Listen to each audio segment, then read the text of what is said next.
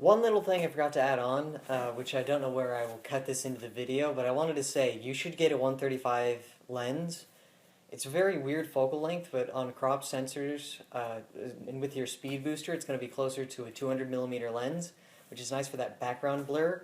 But I mean, they're also pretty cheap, especially an M42 mount. And this lens, since it's the Pentax complete manual one, it's the same formula as the M42 mount.